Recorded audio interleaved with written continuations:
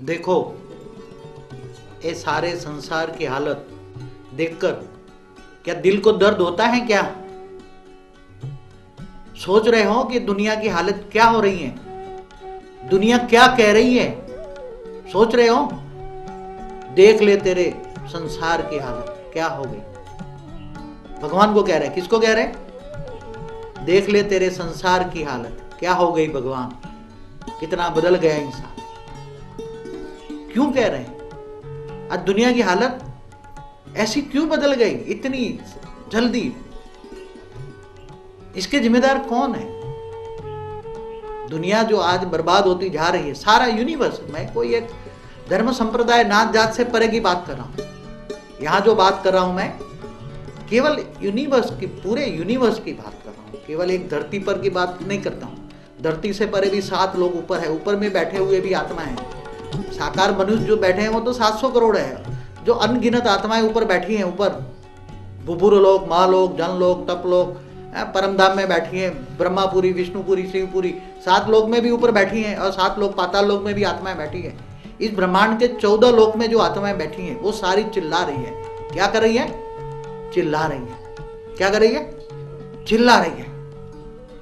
केवल मनुष्य नहीं चिल्ला रहे, मनुष्य तो ना के बराबर 5 तत्व, मनुष्य माना 5 तत्व वाली जो आत्माएं हैं वो तो ना के बराबर है। कितनी है?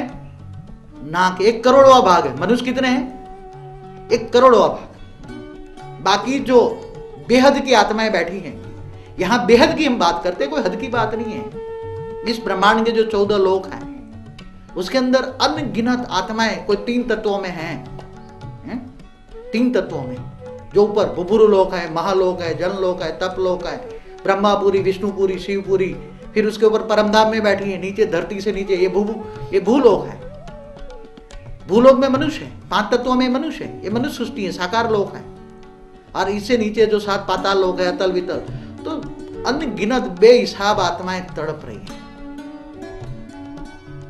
तो इसके लिए आपको ये क्यों हो रहा है, कैसा हो रहा है? भूलोक में जो दिखाई देता है, 5 तत्वों में जो दिखाई देता है वो तो भूलोक है। 5 तत्वों में जो दिखाई देता है ये तो 5 तत्वों में, इन आंखों से जो देखते हैं वो तो 5 तत्व वाली बात है। मगर इन आंखों से जो नहीं दिखाई देती, जो अव्यक्त दुनिया है, जो व्यक्त नहीं है, जो इन कैमरे में नहीं आ सकती, जो 5 तत्व वाला के कोई भी साधन में वो नहीं आ सकती, ऐसी जो अव्यक्त दुनिया है वो भी चिल्ला रही है। व्यक्त दुनिया भी चिल्ला रही है, अव्यक्त दुनिया भी चिल्ला रही है, सब चिल्ला रहे हैं। उनका कारण अगर समझना है आपको तो भारत के शास्त्रों को टटोलो। भारत के शास्त्रों में सब कुछ बातें लिखी हैं।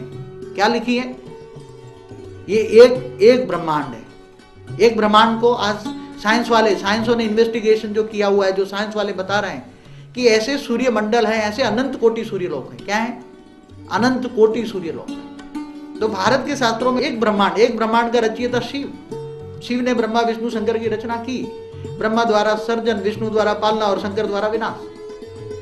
तो अभी जो कौन सा समय माना काल चक्र, काल माना समय, आपको काल चक्र समझना पड़ेगा। महाकाल चक्र, आपको महाकाल चक्र समझना पड़ेगा। क्या समझना पड़ेगा? महाकाल चक्र।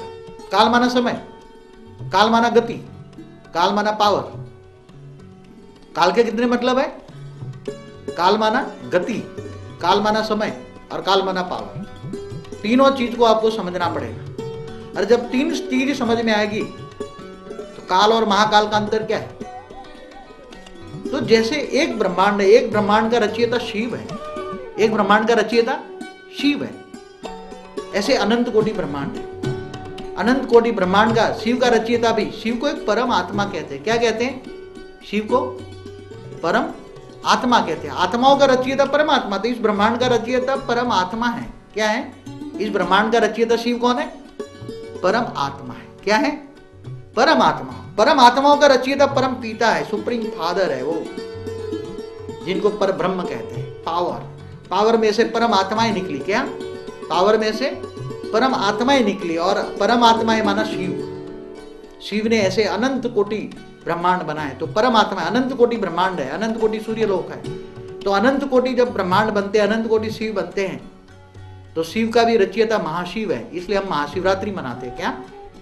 महाशिव, महाविष्णु, महाब्रह्मा, इन सब का राज समझना पड़ेगा आपको। अनंत कोटि ब्रह्मांडों की उत्पत्ति कैसे हुई?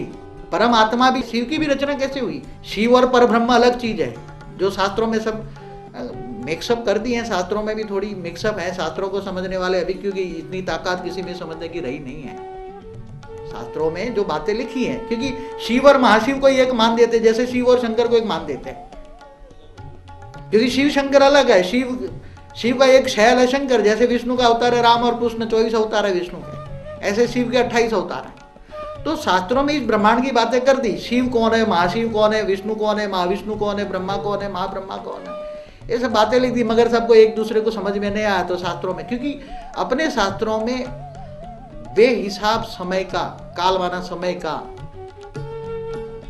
हिस्ट्री, समय की हिस्ट्री लिखी हुई है। अनंत कोटि ब्रह्मांडों की रचना, तो अनंत कोटि ब्रह्मांडों के रचयिता है परमात्माएं माना शिव। तो परमात्माएं जब शिव जब जीव बन जाता है, शिव जब जीव बन जाता है, तो शिव जीव कब बन जाता है? पहले तो एक ब्रह्मांड की अपने ब्रह्मांड है, इस ब्रह्मांड का शिव निराकार परमात्मा ने, परमात्मा थी क्या, उसमें परम तत्व थे, तो परम तत्व से शिव ने निराकार एक संकल्प किया, मैं एक से अनेक हो जाऊं, तो शिव शक्ति बने, शिव शक्ति फिर विष्णु की, फिर ब्रह्मा की, आप सारी हिस्ट्री वो है उसमें देख लेना है कि महाकाल चक्र के बारे में बहुत कुछ कहना है आपको, महाकाल चक्र समझाना है, केवल काल चक्र नहीं।